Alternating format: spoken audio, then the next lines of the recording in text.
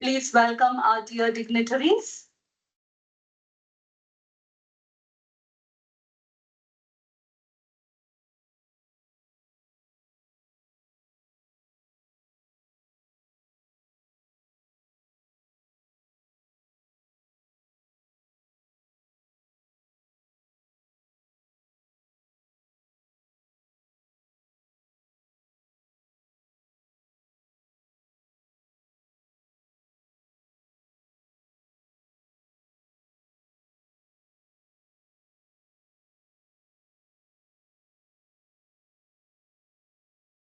Kindly be seated.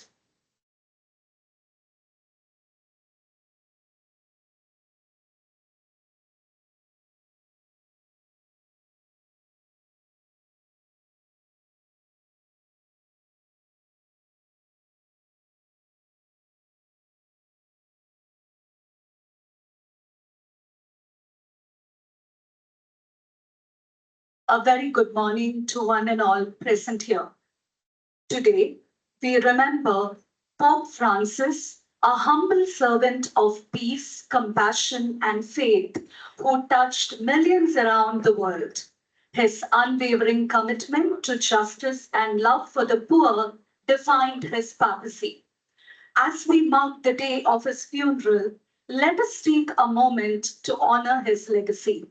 I now request everyone to please rise for a moment of silent prayer in his memory.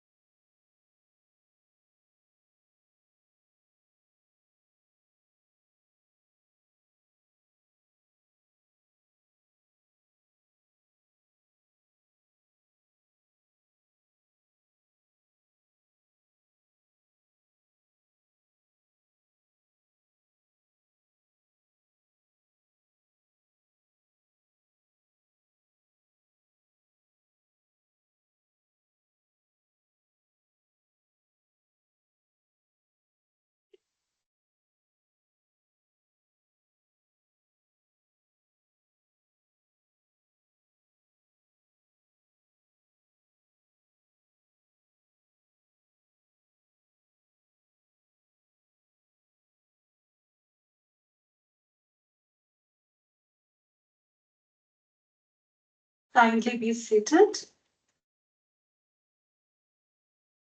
A very warm welcome to all of you to the sixth day of our faculty development program organized by the Internal Quality Assurance Cell, IQSC of Jyoti Nivas College Autonomous under the inspiring theme Research, Innovation and Industry Connect, Empowering Excellence in Education.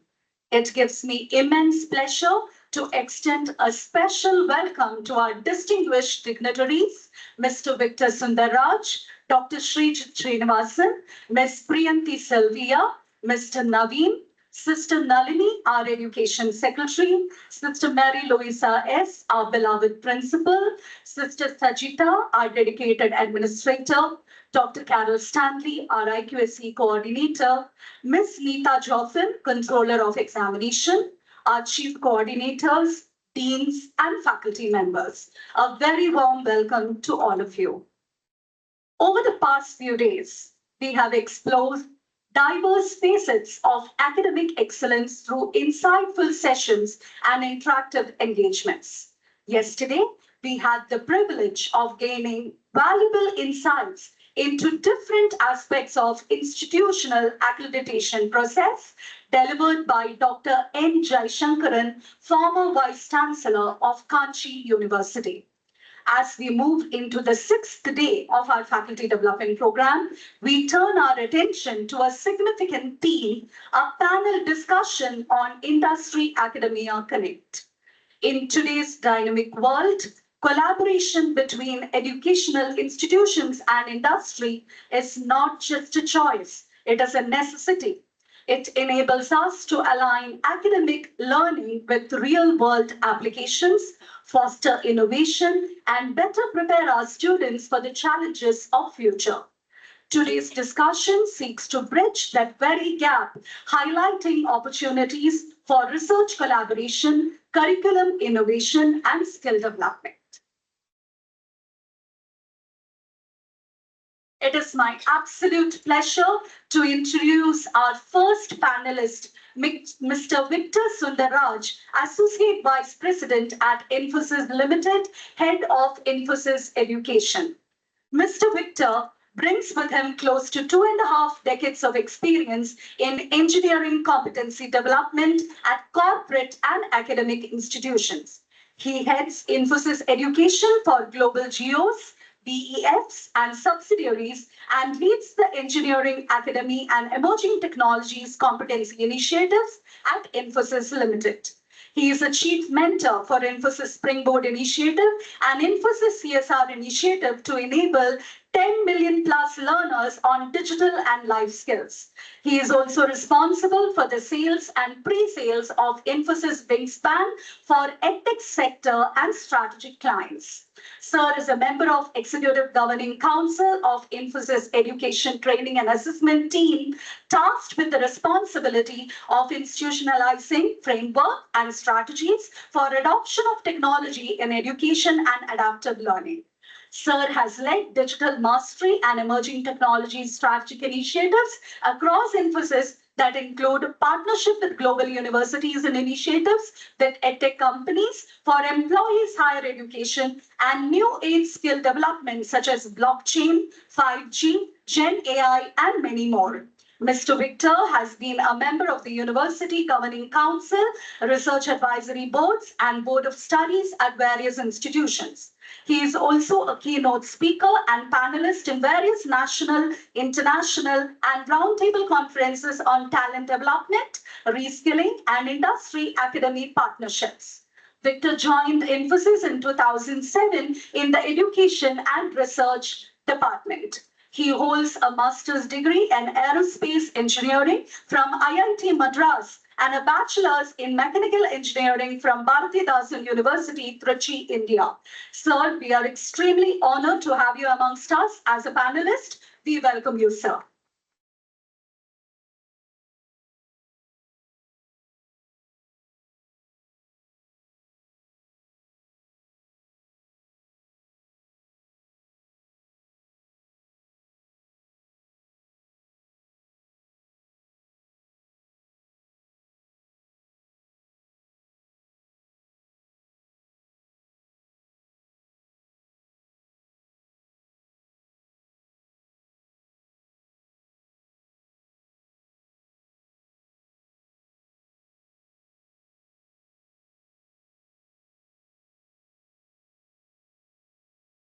It's a pleasure to introduce our second esteemed panelist for today's discussion, Dr. Srijit Srinivasan.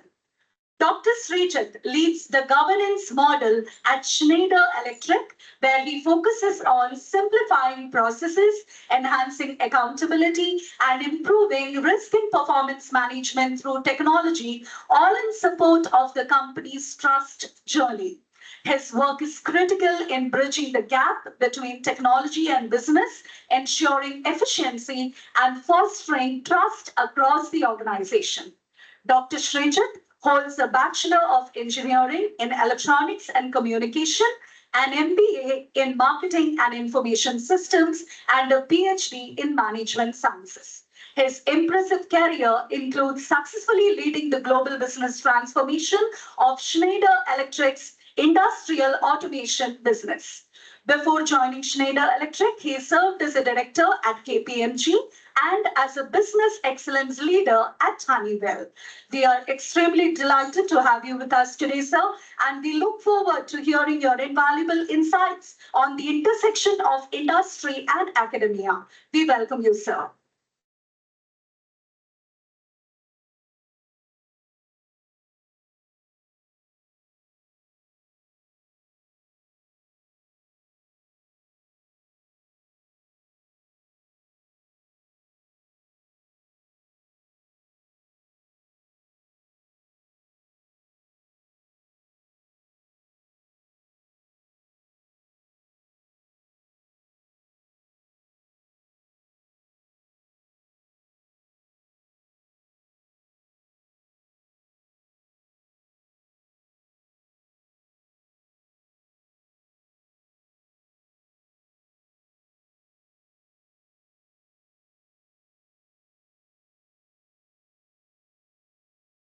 It is our privilege to introduce our third distinguished panelist, Ms. Priyanti Sylvia, a senior leader at Quest Alliance with over 20 years of experience in the education and skill development sector.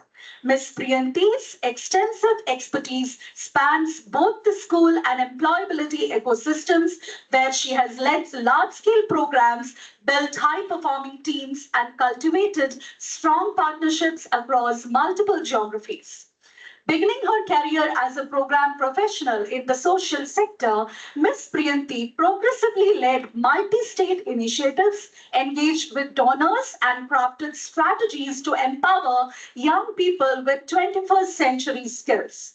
Passionate about leadership development, organizational building, and creating exclusive workshops, currently anchors the people function at Quest Alliance, where she focuses on talent development, distributed leadership, culture, and building a future-ready social sector workforce.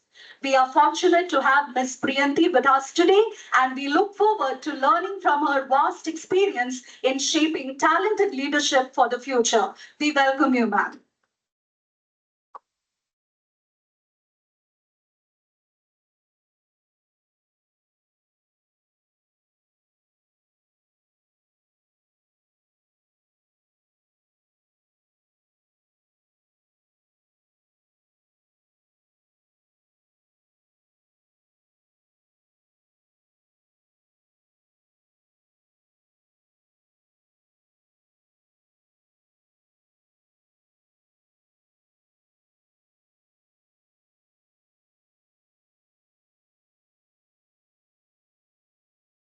It is our pleasure to introduce our next panelist, Mr. Naveen, a seasoned leader with 19 years of experience in airline network planning, analytics, and product management. With expertise in demand supply modeling, fleet and schedule optimization, forecasting, and customer delivery, Naveen has a deep understanding of both aviation and technology sectors. He began his career with Air India in network planning, later moving to Genpact supporting Bombardier, and since 2015 has been with Sabre, where he has grown from operations research consulting to leading product strategy for airline network planning and forecasting solutions. Mr. Naveen holds a degree in computer science engineering and an MBA in systems and finance from a top tier college in India. We are fortunate to have you here today and look forward to your insights on the intersection of technology, analytics, and industry. A very warm welcome to you, sir.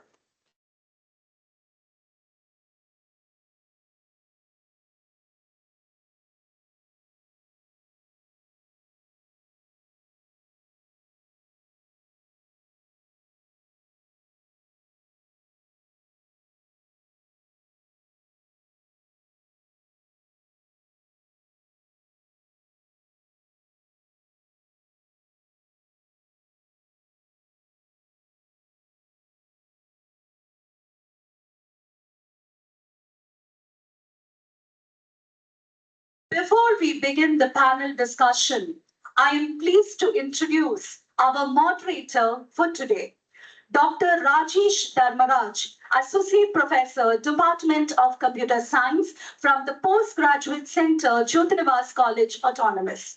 With his academic and research expertise and industry experience, Dr. Rajesh has been a guiding force in the academic leadership and is well versed in facilitating insightful discussions that encourage meaningful exchange of ideas. We are grateful to have him with us today to steer this conversation on industry academia connect. Let us welcome Dr. Rajesh as he takes the stage to moderate today's session.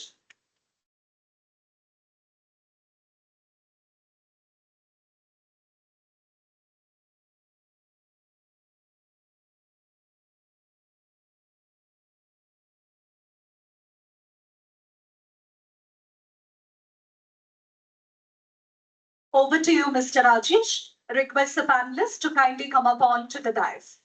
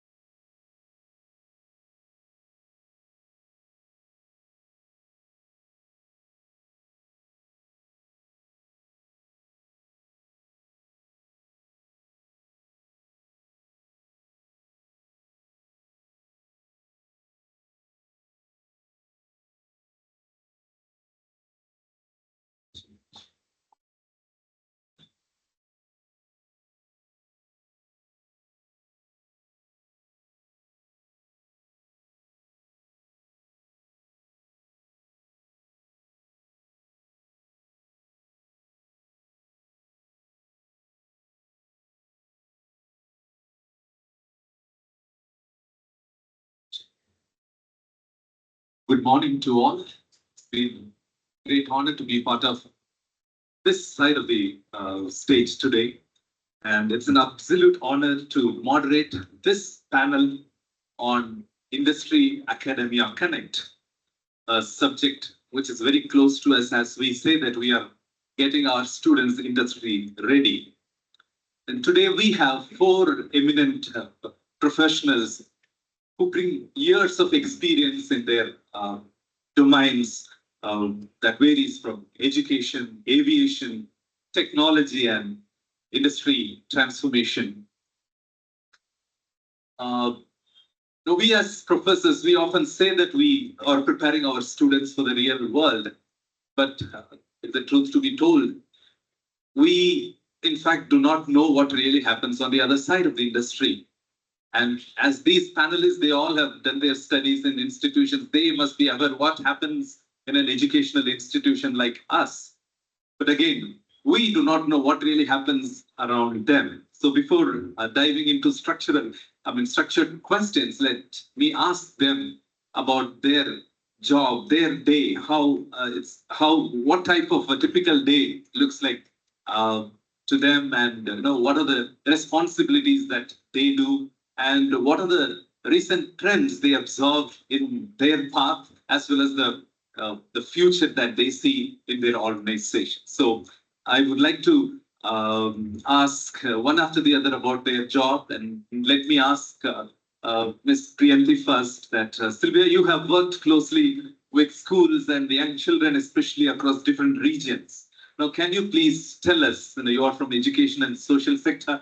Can you please tell us what you do, and what sort of industry is yours, and what sort of trend that you are observing in the current path? Good morning. It's a privilege to be here. Good morning to the management, faculty, the panelists, and also our dear friend Dr. Rajesh for inviting me to this panel. Um, it's a privilege to talk about the future of work, and that's something that I do. And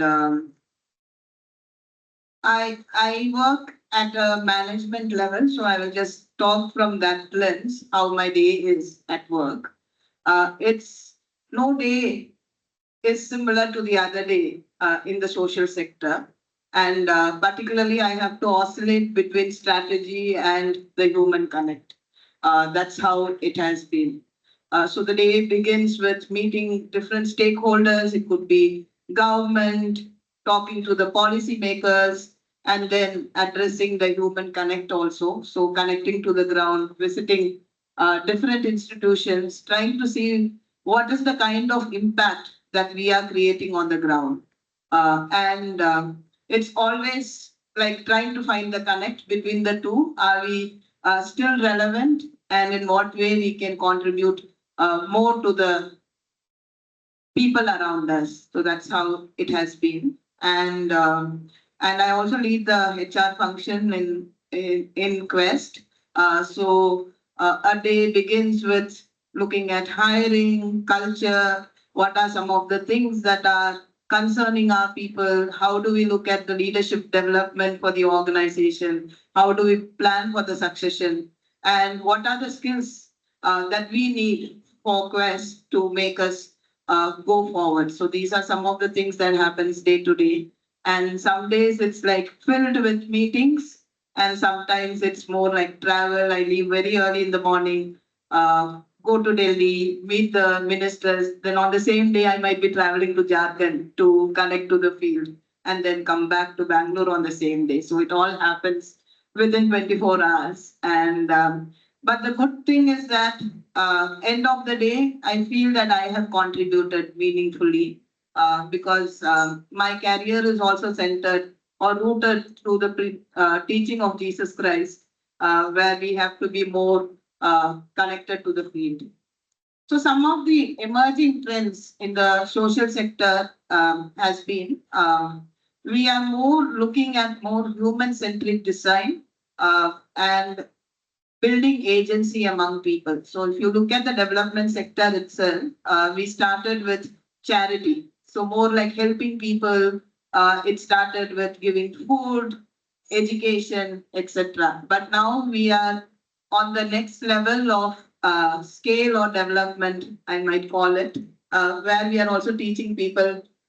We not just give people fish to eat, but we teach them how to fish.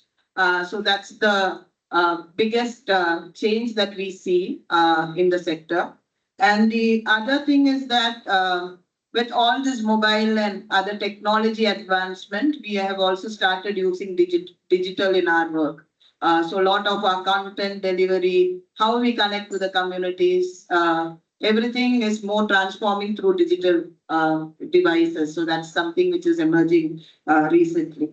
And the other thing that we see in the cities is more need for mental health because work is becoming more stressful. There are a lot of things happening around people. So there is a greater need for mental health and also about equity. Because if you look at the newspaper, the recent incident which happened in Jammu Kashmir recently, there is more need for us to look at humans as equals and how do we connect.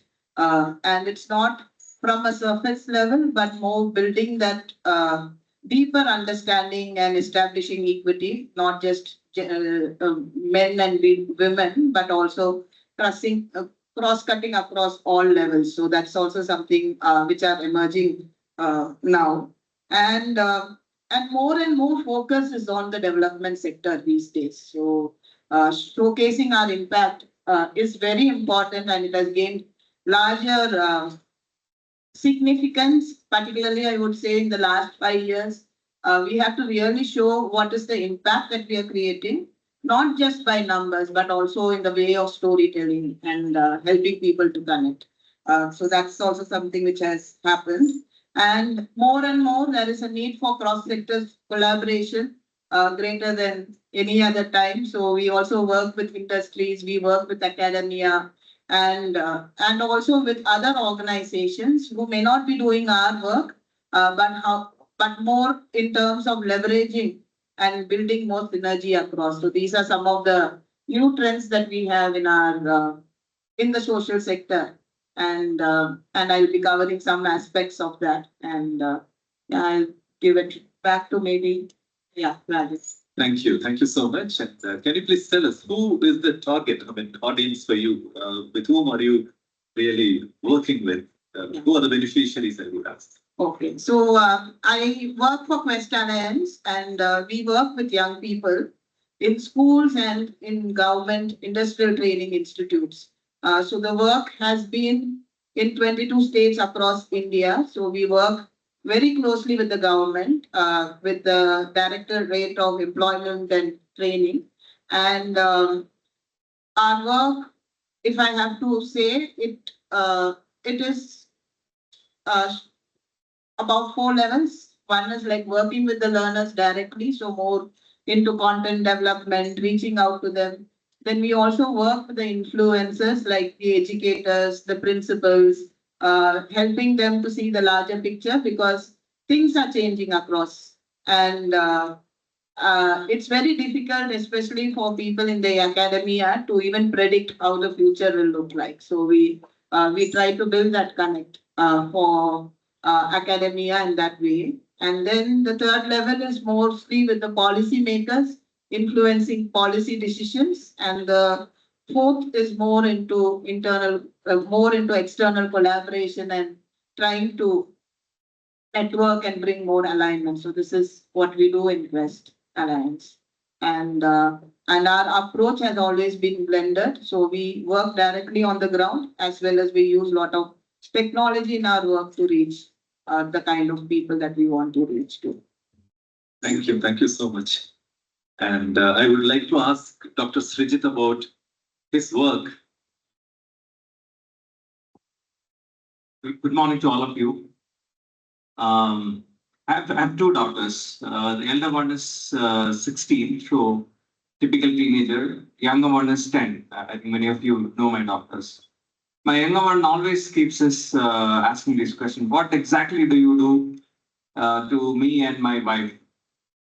My wife works with Wipro. So she gets convincing answers from my wife. Yeah, I built software and software is used to so and so, just like the apps that you play. So it's easier for her to understand. Now, when I tell, you would have listened to ma'am reading out my introduction. I'm sure nobody would have understood anything, and that's a secret, and that's done by design. Nobody should really understand what I'm doing, and then you think, oh, it's a big thing. I think it's a great thing that this person is doing, and so it must be something important. So I tell her, yeah, so this is what I do, and I take care of the governance of the company that includes its management. She doesn't understand anything. So she tells me, all I can see you doing is in front of the computer, talk to a few people, and type a few emails, sometimes go on travel. But what exactly are you working on?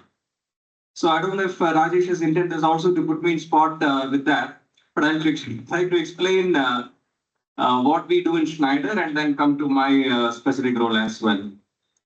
Schneider Electric is a electrical company. Now, if to put it in very layman's terms, if you look at this auditorium, it is powered by electricity. There are several things that goes into that transmission of power.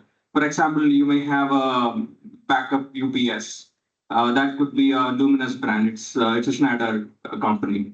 You will have circuit controls. If in case the power goes above a particular level, it should trip and it should keep us safe. So that product is created by Schneider. Likewise, there are transformers, there are regulators, there are motors, there are factory automation. So these are the kind of products that Schneider produces. It's not very obviously seen for a common person like us because it's always inside equipments, inside panels, and all of that. So that's why it's not a very popular brand, unlike many other companies. The way in which Schneider works, in fact, I think Dr. Rajesh mentioned to give an overview about what a company looks like. So I'll make an attempt to maybe in 2 minutes explain how the company is organized. One of the main engines of the company is research and development. Being a product company, there is a research division which focuses on creating new products and also on improving existing products. Now, let's talk about an UPS. So let's say if a UPS gives a backup of 2 hours now with a particular charging time. So let's say it takes 1 hour to charge and then it gives a backup of 2 hours. Now, maybe with the current situation in India, in this part of the country, we need more backup. Now, how do we increase 2 hours to 4 hours? But we need to reduce that charging time of 1 hour to possibly 45 minutes. So these kind of problems are handled by the research department. And also, they also come across reasons for new products or areas for new products, new sectors, for example, nuclear power plants, shipping and airlines and all of these are areas which require very sophisticated products, including data centers and all of that. So that's what the research team does. So that's the first division. Now, the second division is these products are conceptualized and designed by R&D, but they have to be produced, they have to be manufactured. So the manufacturing is done in our factory. So there is a network of factory across the globe which manufacture these products. And the third entity, third division, is where these products are sold and installed.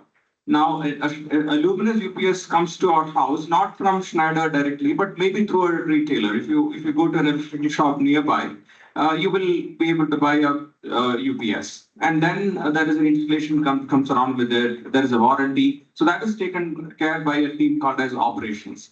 So these are the three main engines of a company, and this I'm talking specifically about Schneider, but it could be relevant to any other organizations as well. So the design, the manufacturing, and the operations. Now, finally, there is something that goes transversal across all of these things. These are the functions. Now, functions like how Sylvia mentioned, like HR, finance, marketing, risk management, governance. All of these are functions which ensure that there is a smooth day-to-day execution of the organization. Now, why I'm saying this is because I understand your faculties of various disciplines. You may have faculties of economics, of management, of psychology, of commerce. All of these, in some way or the other, human resources, or some way or the other, has got a role to play in any organization you take. If you're teaching science graduates, maybe they'll find a position in the R&D division that I said. If you're training commerce graduates, they will find a position in the finance stream or anything related to that. if you are teaching, let's say, people who are good at sales and marketing and operations and all of that, they can find a position either in any of these functions or in the operations division. So that's how an organization is typically organized. Now, very limited 1 minute about what I do. My specific role, Schneider acquires a lot of smaller companies. It's a French company originally, but it acquires companies very frequently to improve on its R&D, to improve on its reach, to improve on its geographical presence, etc.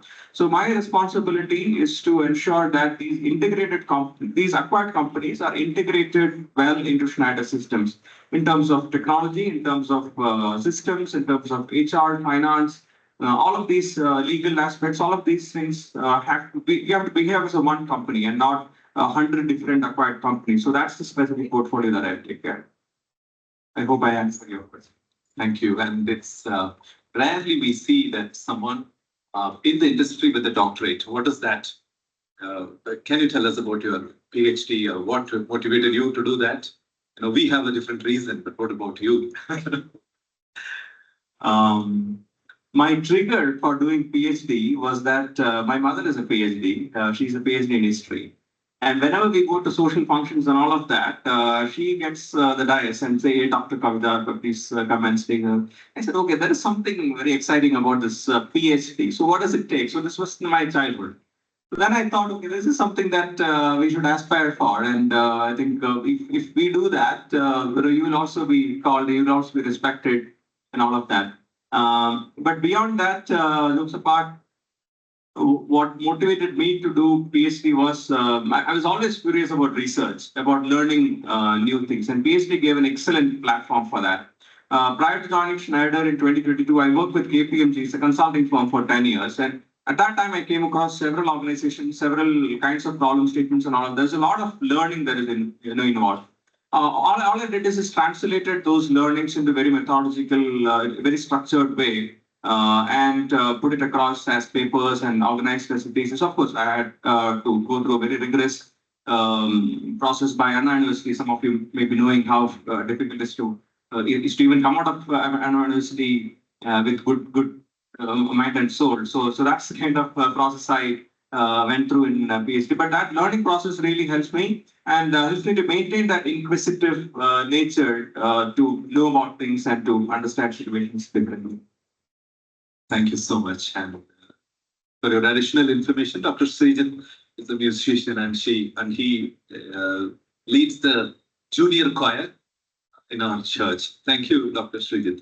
Now, let me ask Mr. Naveen, who is from the aviation industry. And for me, aviation industry in the sense I know two job roles. One is the pilot and the other one is the air hostess.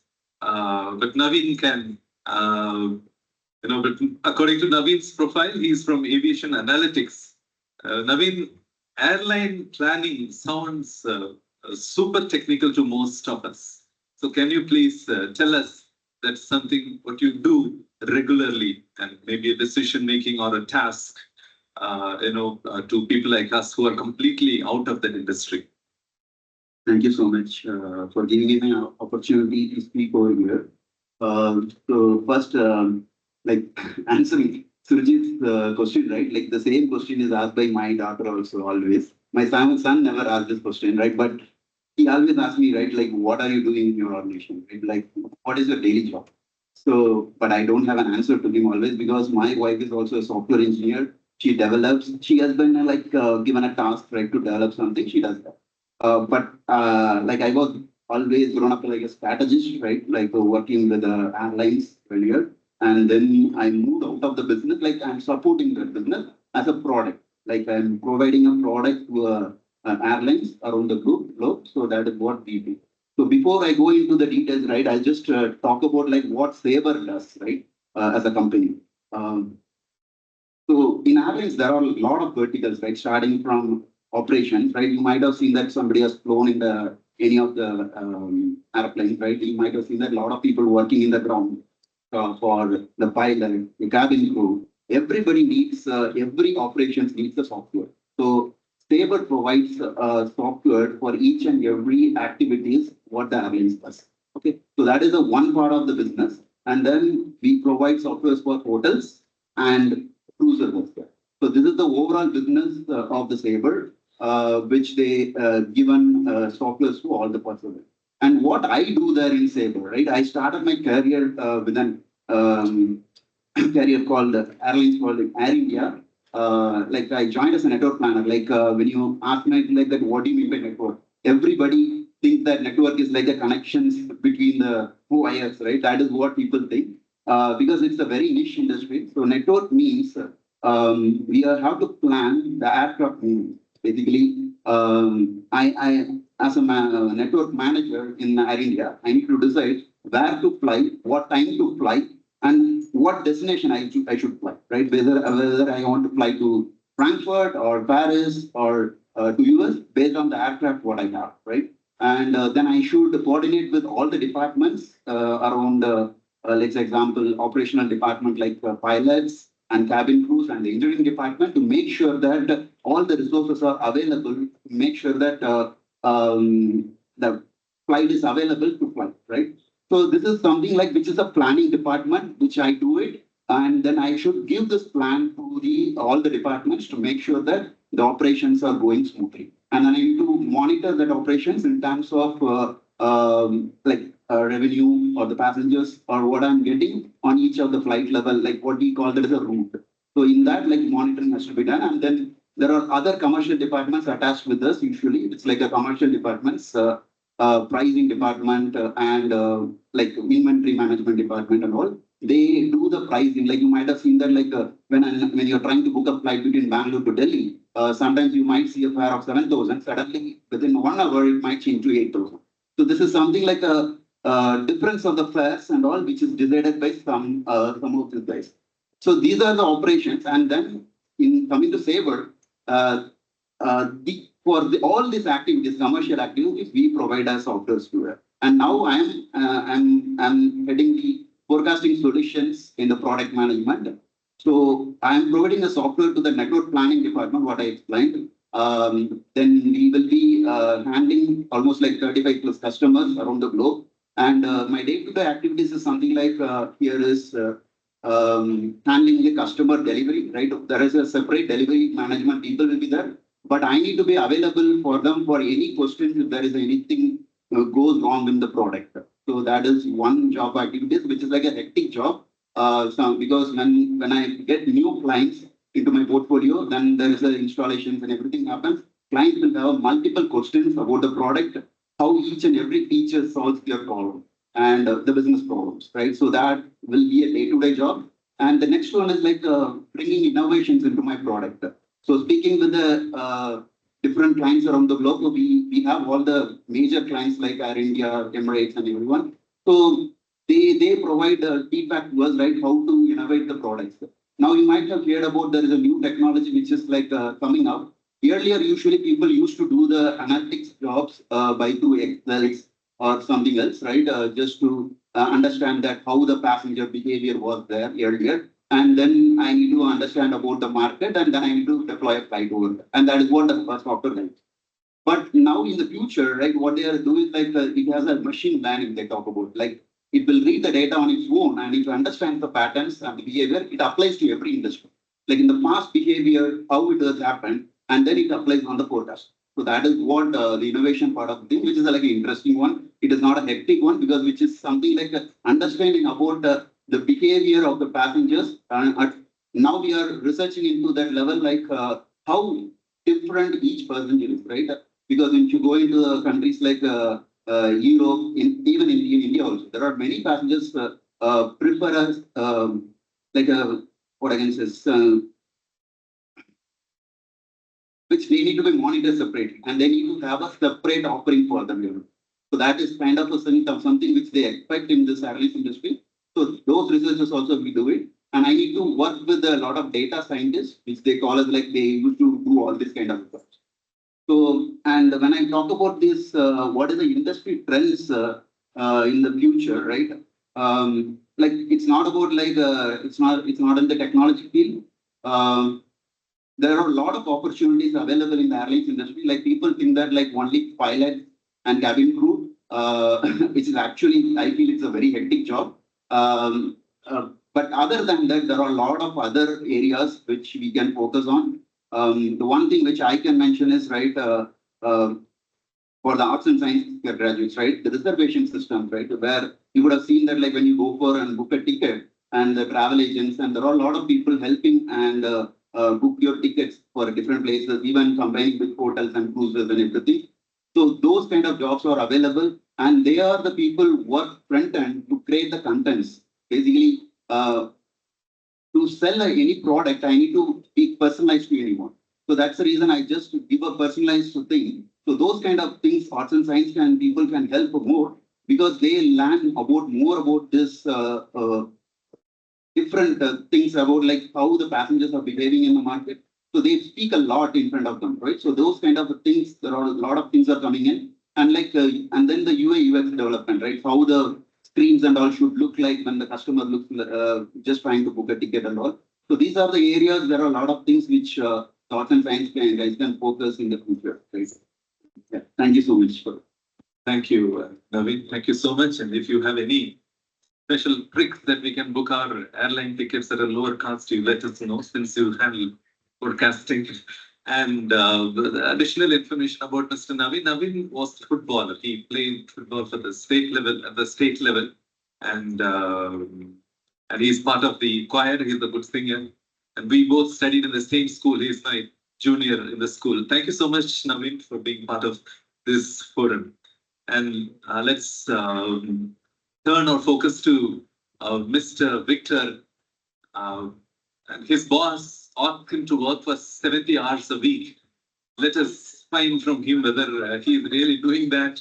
And he also works in a very dangerous environment. Some time ago, I've read a news that in their Mysore campus, a cheetah has gone inside. Whether it has come out or not, I'm not sure. So let's listen to Mr. Victor about his work.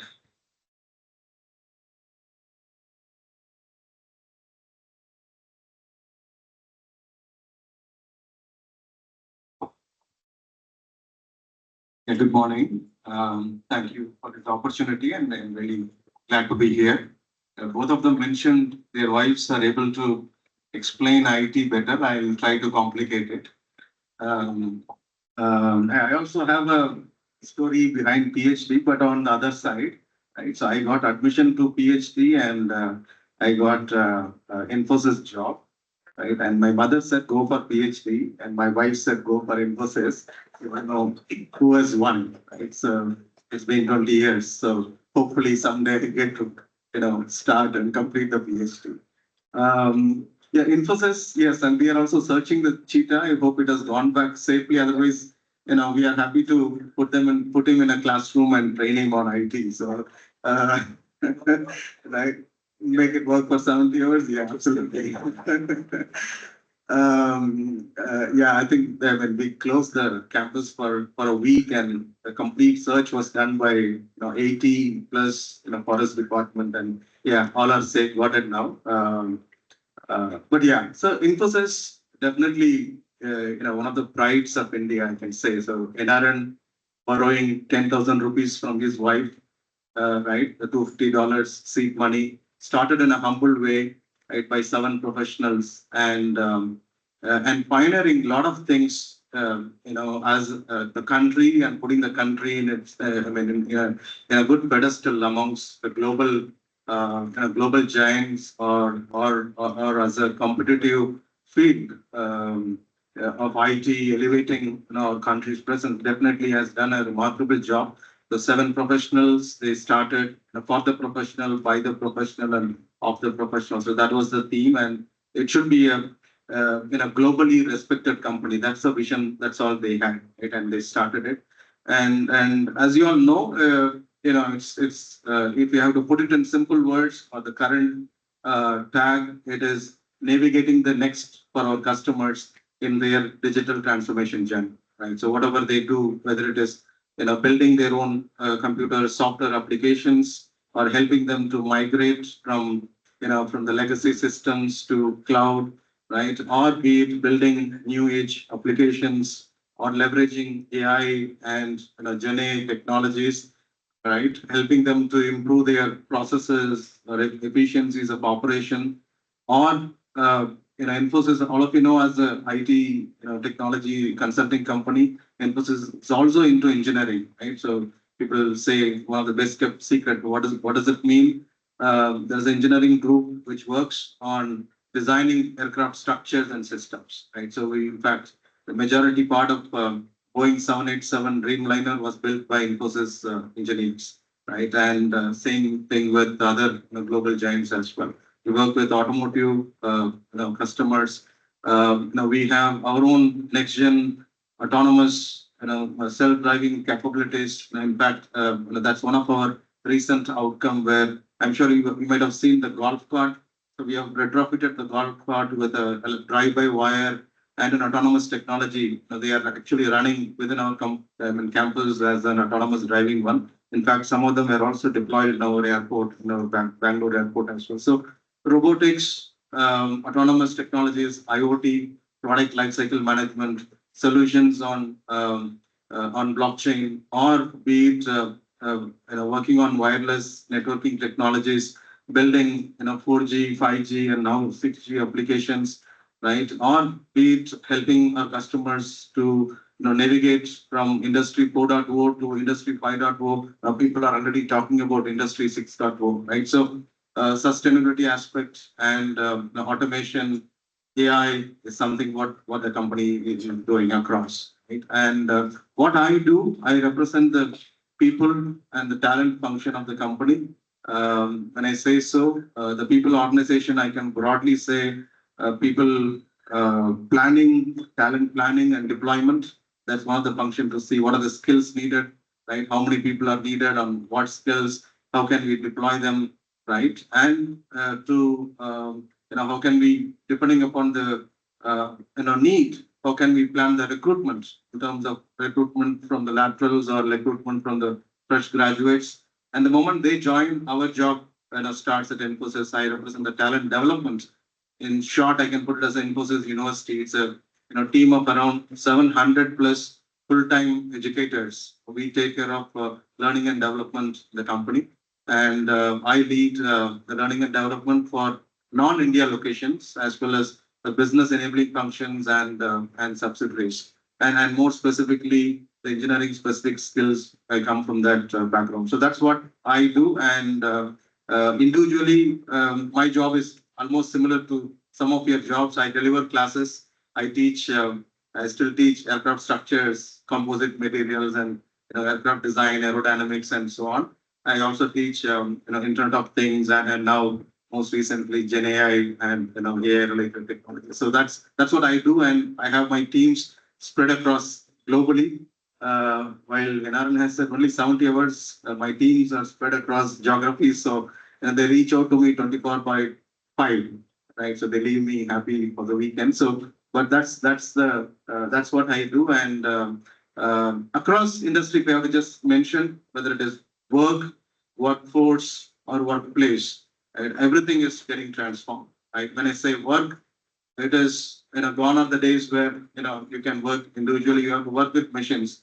More and more AI, more and more opportunities where machines are taking over the work. How human and machine can work together. Right? It's becoming the trend. It's becoming the norm of the day.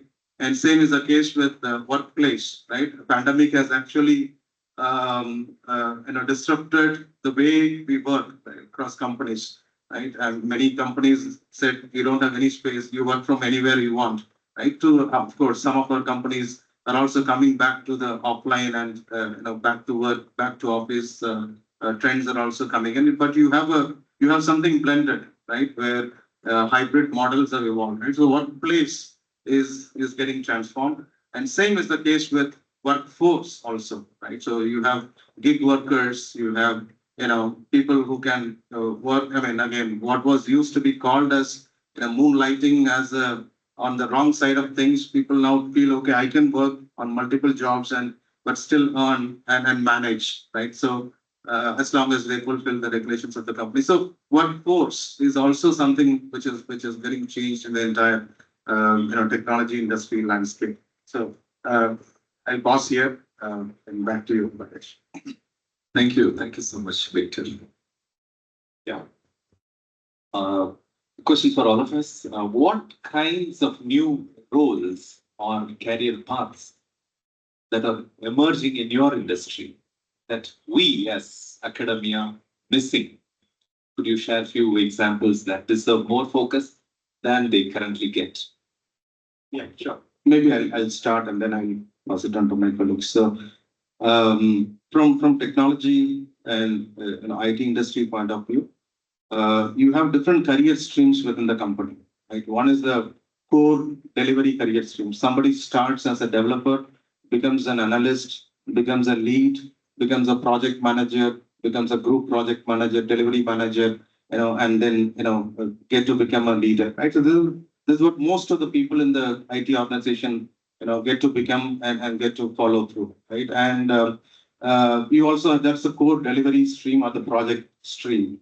You also have other streams like technical stream or an architect stream. I'm sure you also might have heard of streams like consulting stream, right? So where some people, for example, they start as a developer, get to become a lead, and that's a decision point or a crossroads where they can decide whether I want to continue in the management stream or want to continue in the consulting, switch career to consulting, or can I switch or continue in the technical stream and become an architect, right? So those are some of those crossroads and opportunities available for people to pursue technical stream or consulting stream or the project management stream. And of course, these are majority of the organization. You also have other career stream. You have HR as a career stream, exclusively at Infosys. You have the purchase. You have the entire finance as a career stream. Right? HR in itself has different sub streams, right? From employee engagement to CNB to business function HR. You have a variety of different streams even within HR. And we have a career stream for educators within Infosys. As I said, we have 700 plus, so there is an exclusive career stream. So these are traditionally different career streams and opportunities available for people. And most recently, now on the technology side, there are many new streams getting introduced, right? One is digital specialist career stream. So what does it mean? They get to become a digital specialist engineer, digital solution specialist, and digital leaders, right? More and more number of hierarchies are getting reduced, and they become a very specialist in terms of the digital skills. So that's one stream which are new, which are emerging. And similarly, there is another stream which got launched. It is also, I see this trend across all the industries also. We call it as a power programmers or the specialist groups, right? So these are groups exclusively under the CTO organization, right? Get to become a technologist and then grow and become unit technology officers and CTO of the company. So those are some of those new roles that are emerging on the technology side. Vijit, would you like to add from non-tech perspective on this?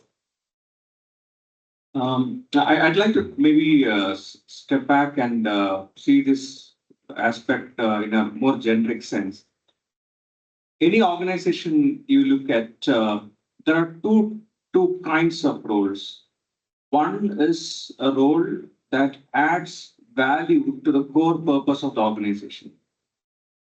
Second is a role that enables that value addition.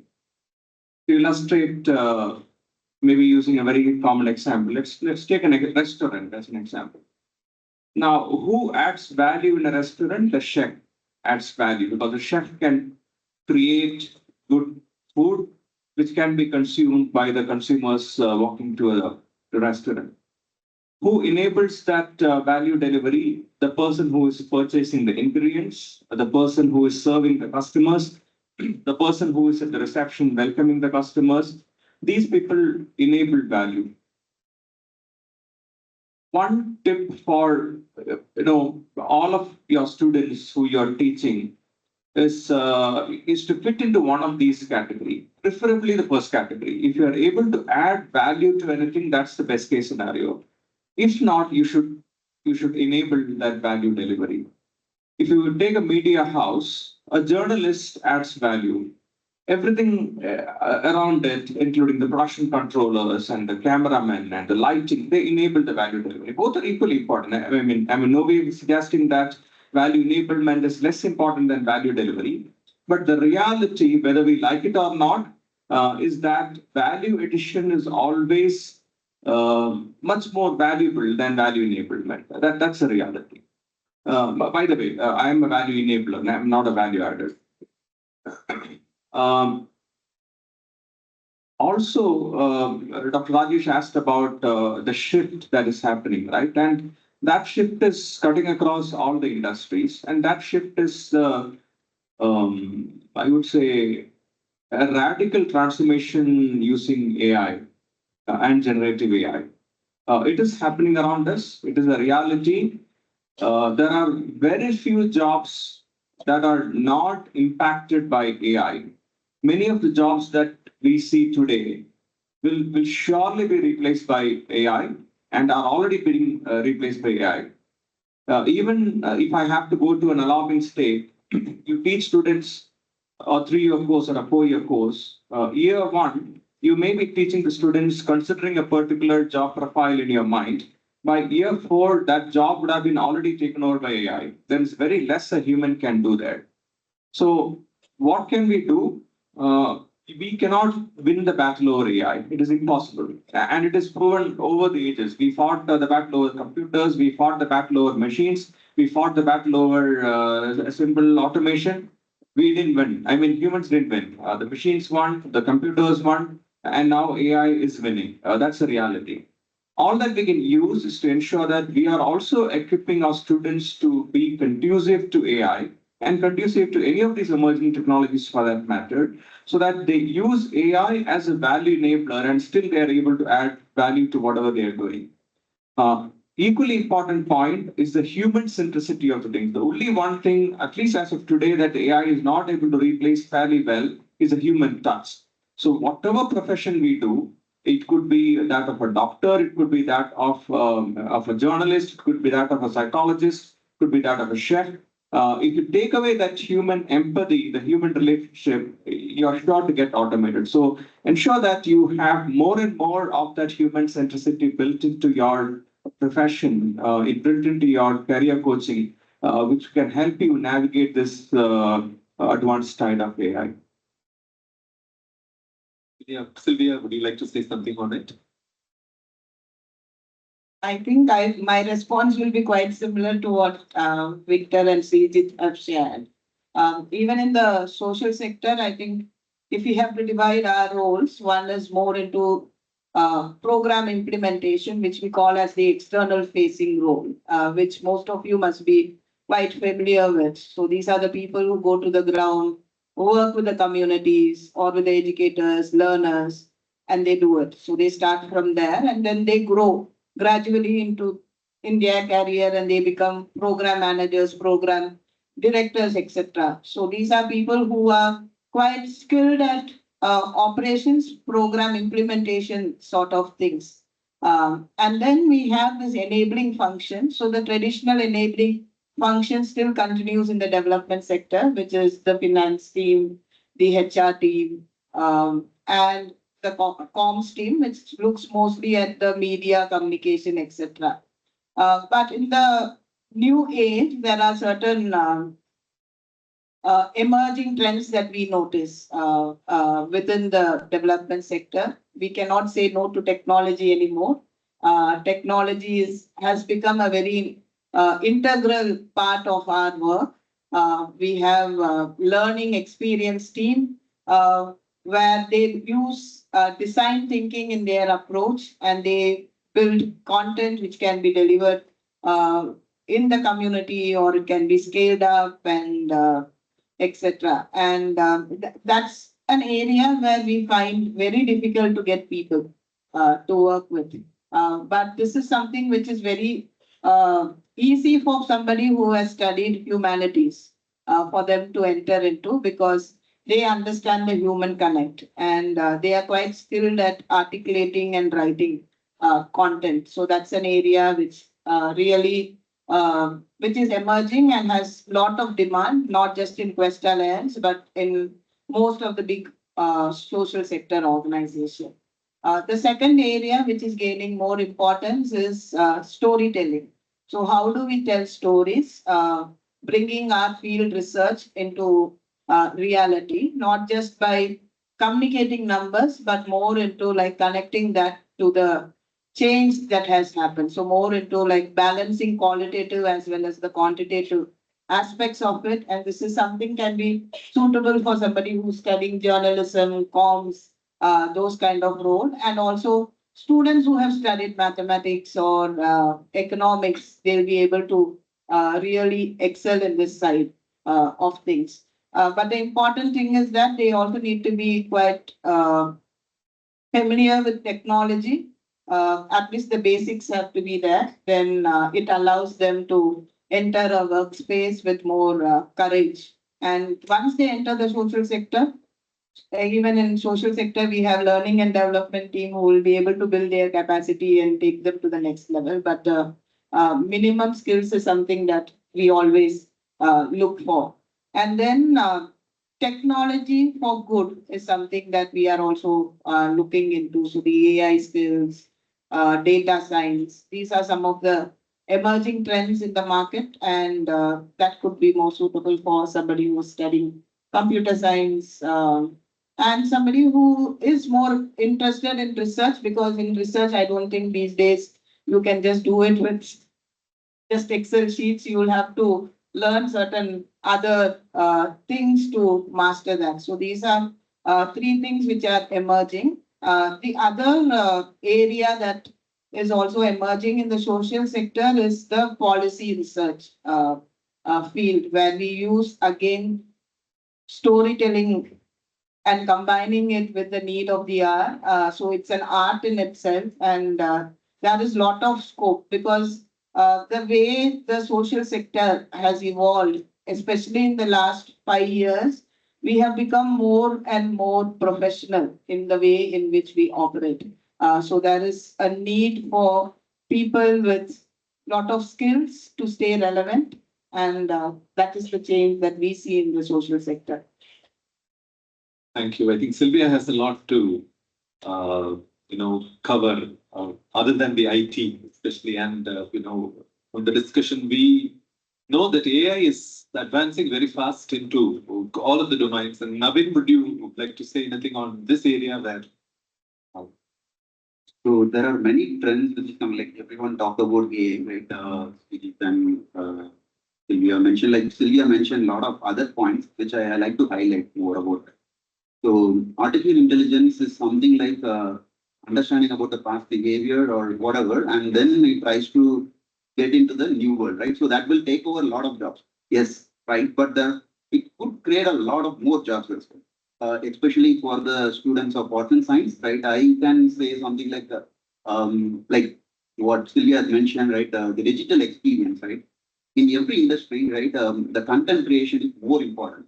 Whatever I do through artificial intelligence, it can do a lot of the value adding jobs, right? But still, the value creators create those things, artificial intelligence, but it can take over the job. But still, there is a lot of other opportunities like any content creation and storytelling. There are skills lagging in the market right now. And just speaking to the customer directly, end customer in a soft way, and all these skills are very much lagging, right? Because everybody focuses, like even we as a parent, right? What we do tell to our kids, right? Just go and study engineering. So, and everybody wants to create more things, and who will sell that, and who will make sure that the customers experience that, right? So those kind of jobs is like that is the digital creations and the content creations and brand managers. There are people who come from the arts and science background. They can take over the brand manager's job. And then there is another area which is more important in this future. It can be the behavioral sciences, right? The example, understanding about the customer experiences, right? Even I have everywhere AA is installed, right? Yeah, I just don't have a man to check in my ticket, whatever. Like in the airport when I'm entering, everything is automated. But still, I need to understand like how the customer is experiencing that, right? There should be somebody should understand that what is happening around the customer in the current world and the future world. So that kind of jobs will be coming in the future. that is kind of a, we can say it's a kind of a psychological job, which that anthropologists or psychological students can contribute more to understand more about that. Because in the future world, I believe nobody will talk with each other like what we do in the earliest stages, because everybody lives on mobile. So we need to understand more about the people, what they think and what they need. And accordingly, we need to create a product for that. And for the front end people is more record for that. So these kind of two areas will be emerging not only in the airlines industry, it is more into the every industry where people need this kind of jobs, right? Yeah. Thank you. Thank you, Naveen. Let's move on from the technology or career path into something very personal. What core skills do you find most lacking or most valuable in fresh graduates in the domains that you work? In your domain, what core skills do you find most lacking?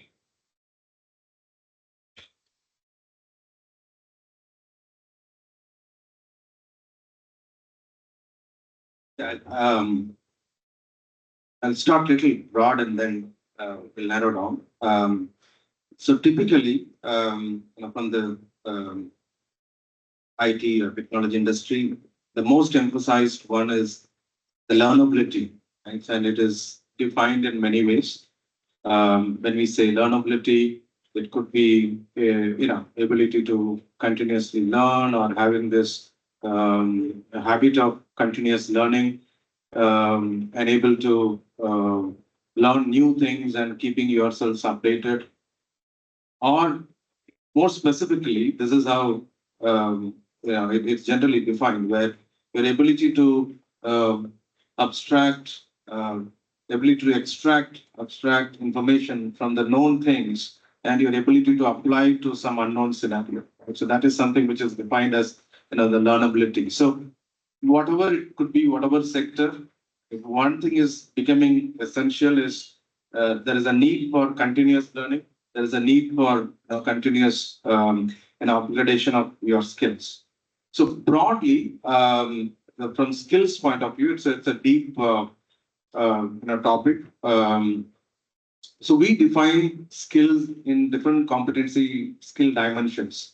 One is technical skills, then you have domain skills, then you have what we call it as a process and project management skills, then you have behavioral and leadership skills. So these are the four broad categories in which we define these skills. So technical is something, again, the core technologies could be, programming or the full stack technology or UI technologies, or be it engineering technologies, right? So design, analysis, building, testing, right? All that is AI, your machine learning, cloud, cybersecurity, all that technical skills.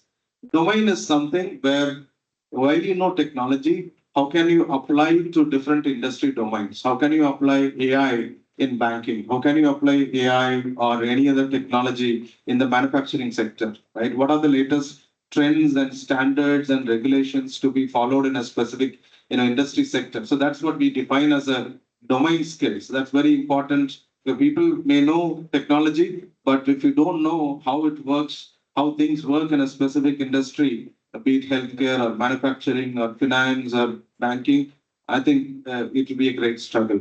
So that's a second broad thing. And of course, the third one is about process and ability to, again, as you grow in the career, as you become a project manager and program manager, your ability to control the time, control the schedules, planning, your estimation, right, people aspects, all that becomes part of additional skills that are needed. And most importantly, the behavioral and leadership skills are also important, right? As you grow, in the career, these skills also differ. For example, as a graduate, it's very important to be a team player, right? Which we see many times lagging because of our own education system, where we measure them as an individual, we measure their individual capability. So naturally, it so happens that they try to some people try to play smart or outsmart or pull down others and try to project, right, without realizing it's a team game, right? It's a team game. So that is something which we see, some people, try to do, right? And then later as they grow in their career, they realize, whatever is your contribution, that will be definitely recognized and identified, and you will be rewarded for.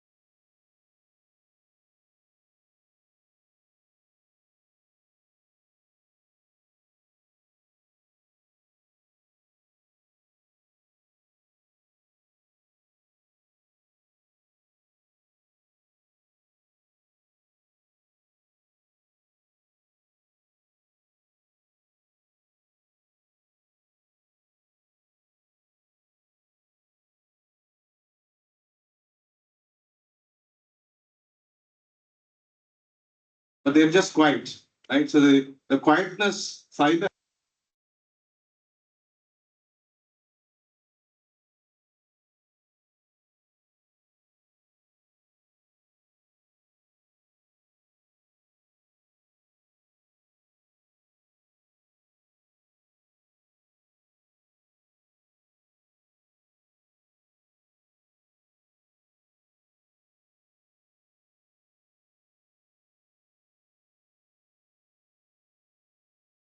Something which is very, very important. So when all that I'm trying to highlight is the ability to communicate, the ability to, articulate, that is something very, very important. And the third and the most important one is, we used to really think badly about people who are pessimistic, right? But that's becoming a need of the hour. Problem finders. It's not only the problem solving. Are we able to identify problems? Are we really able to, define the problem properly and then put methods together to solve it, right? I'm sure I think management students will be able to relate to what we call as like your design thinking, right? It's all about, it's not just, looking at, you hear about the problem, you just give some solutions, right? So going to the root and see the source and, what else is, around the entire problem and, trying to empathize and putting things together is something which is becoming a very, very important. So going deeper to understand about it, I think those are some of the things. Obviously, I think the skills, as they grow, becoming more for the managers, they're becoming, how to, get the best out of their teams, right? And of course, as they grow in their career, their leadership, qualities, public speaking about strategy, or be it their executive presence, all that now becomes essential as one goes better. Thank you so much. Yes, Sri. I'll keep it very brief. To me, four things. CPCP. The first C, critical thinking. Many people coming out of colleges, we call them Gen Z kids, right? So these Gen Z kids, they don't think. They are just waiting for instructions. Yeah, you tell me what I need to do, then I'll do that today. It won't work. There is nobody to tell you on a daily basis, every day, morning, afternoon, evening, that this is what you need to do. You need to think and do. And you need to think critically. If somebody has told you to do something, you need to think really critically. Is that the best way to do it? Is there a better way to do it? Is that the smartest way to do it? And why should I even do it? So that is critical thinking. Number four, the first thing. Then comes P. Victor, I think very nicely spoke about problem finders, right? Problem solving is equally important. Now, every day you battle several issues. You have a situation. You need to solve it. And again, nobody's going to find the solution for you and tell you. We're not looking for executors, even for freshers. Now, as graduates, we expect you to be good in economics, in psychology, in commerce, in computer science, in chemistry, in physics. That's a given. So that you don't get any exception for not being a part for that. But these are things which will take you one step beyond and increase your employability. So the problem solving situation is if you have a problem, you have a situation, how quickly can you find the answer for that and how best can that answer be for the solution of the overall good. The third aspect, my second C, is communication. I quite agree with Victor. I think he nicely articulated it. the kids of today, and I'm sorry for using that connotation, they don't know to communicate in any language. It's not about English. They don't even know to communicate in their native mother tongue. They are simply nodding. They are simply using sign language. Do you understand? I'm sure you would see this in your classrooms. Is this concept clear? Do you have any doubts? Right? So this is irritating, to put it bluntly, right? Either you say, yes, ma'am, I understand this, or you say, yes, ma'am, I understood, but this part is not clear, or you didn't make any sense at all. That's also okay. You please tell me. You spoke a lot about Maslow's hierarchy, but I really don't understand where it can be applied. So please tell me more. That's okay, but no communication at all. Neither in English nor in there are some jumbled, muffled words that will come, and every time they are on this only, right? So when they need to lift up their heads and talk to someone to be more good communicators. And I don't have much hope, but please try your best effort to improve that communication skills of people. My last P, CPCP, is people skills. Very, very important. Today, one thing that we are missing around us is empathy, the people skills. Nobody cares. Now, if I say the meeting is at 10 o'clock, people easily come at 10:20. Now, what are you signaling to others? Your time doesn't matter for me. You can wait for 20 minutes, 25 minutes, 30 minutes. I don't care. I don't care whether you made arrangement something different. You had some other priorities. It doesn't bother me. And not even apologetic. You call a person. Usually, you expect if that person does not answer, you expect that person to call back. Doesn't happen. And then after some time, you call again. No apology. Sorry, I was busy. Nothing at all. Yeah, please tell me. That's it. So these are nothing to do with professionalism, or these are nothing to do with college education or anything. These are very basic human skills. How do you value another person's? How do you respect another person's life? How do you respect another person's time? So these things are essentially lacking in the society, but more so with our Gen Z kids. So please, if you can do something about it in your classrooms, we'll be very, very happy to see the results. We love our students to stay calm in the class, keep quiet. We love a quiet classroom. I think they are doing that same in the meetings. That's unfortunate. Sorry about that. And unknowingly, we are touching another area, the attitude or behavior of the situation or the employees. Thank you so much. And yes, PMTV. Yeah, so I don't have anything very different to say. Generally, when we take freshers into the organization from a perspective, we only look for graduates, so that's given. But it's about written communication. That's something that we look for in young people, and also their ability to deal with data. So these are the two basic skills in the social sector that we look for.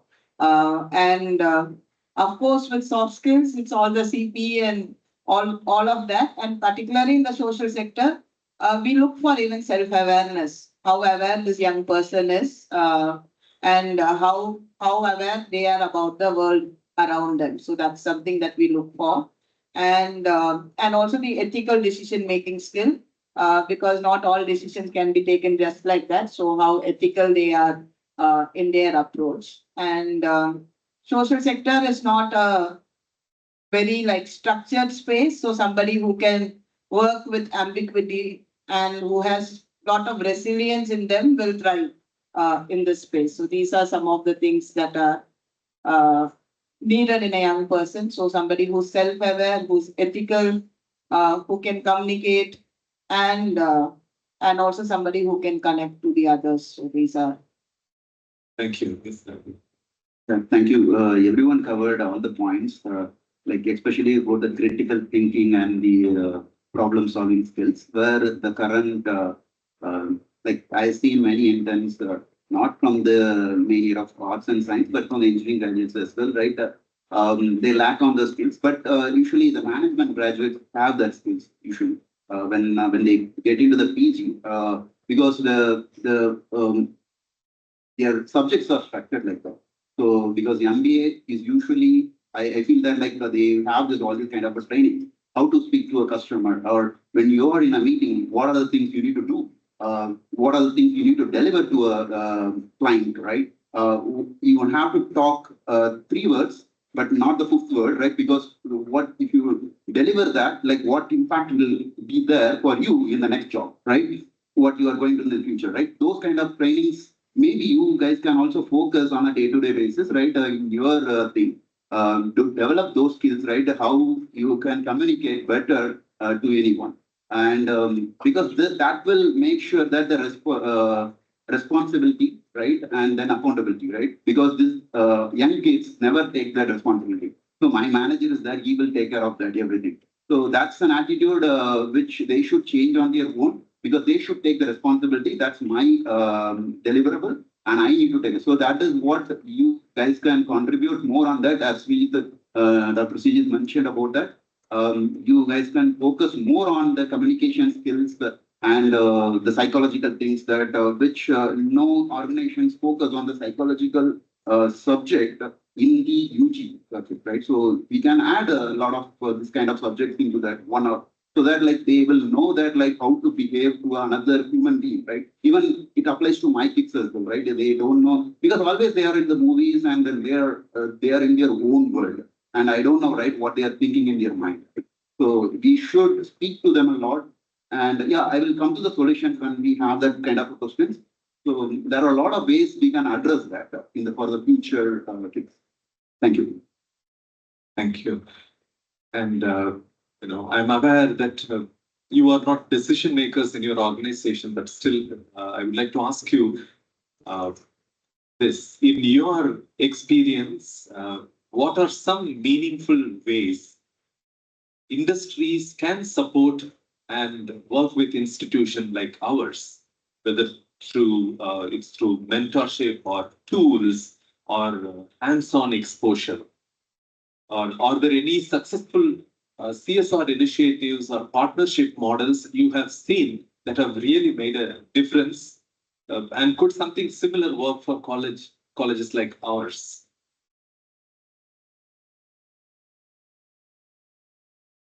Can Please. respond to this.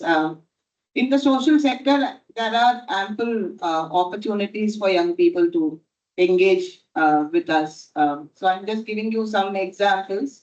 One thing which I also want to say is that now the sector has become very professional. So the intake and all those things are also only around certain time of the year, and we work only certain days. So there is always opportunities for internship. And this internship can be provided in various departments in the organization, not just with program delivery. It can be with the people team, it can be with the finance, it can be with the fundraising team, or with product and technology team that we have. But these have to be for a set period. So in the past, we had a situation where we used to have students coming only for 2 hours in a week. And but that didn't add any value to our work. And then we stopped opening internships for those colleges who were able to send their students only for 2 hours. So how it helps if they come for a fixed period of time, like 15 days also, then they can be given projects where they will be able to experience something, learn out of it, as well as contribute to the organization. So that's something that we look for.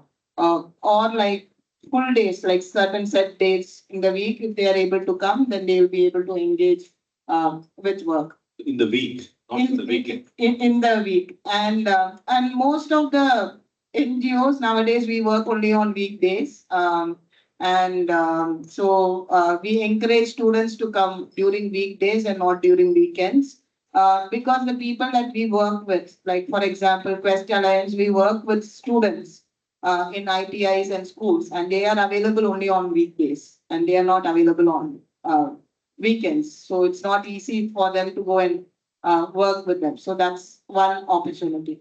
The second opportunity that is available for young people is also we organize boot camps where we go and work in the ITIs or in the schools for a set period of time. So we'll be always on the lookout for people like extra hands to come and support us.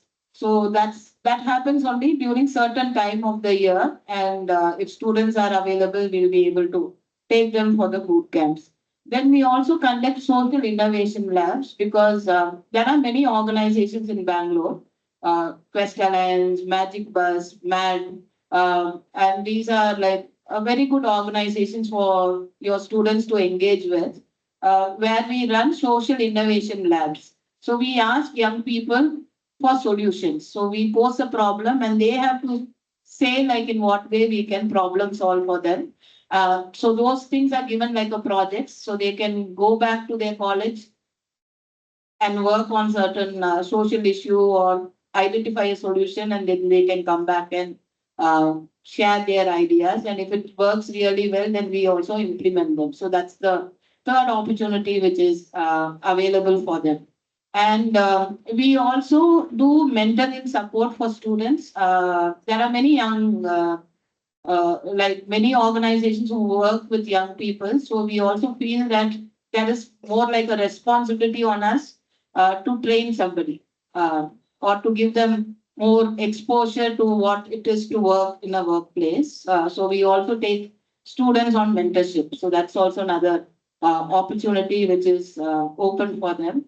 And whenever we have events, because social sector is known for organizing events, so there is always like some events happening around the corner. So we will need volunteers for media, we will need volunteers for documentation, we will need people for ushering, backstage, all those kind of support. So those kind of opportunities are also available in the social sector. And the other thing is also, we talk so much about helping young people to document better and all those things. So we also give opportunities for students to be storytellers. So to go to our field, capture case studies, come back and share it with us. So those kind of opportunities are also available. And for faculty also, we do quite a lot of things. We have something called as Quest Learning Observatory. That's a space that we have built for academia and social practitioners to come together and to find a connect so that they are able to learn from each other. This is set in Kengeri, which is not very far from here. And we can also invite you for those spaces. So that's something which is available with Quest Alliance. And we also work quite a lot on research because a lot of our program design is informed by research. So there is opportunities to collaborate with us to conduct research.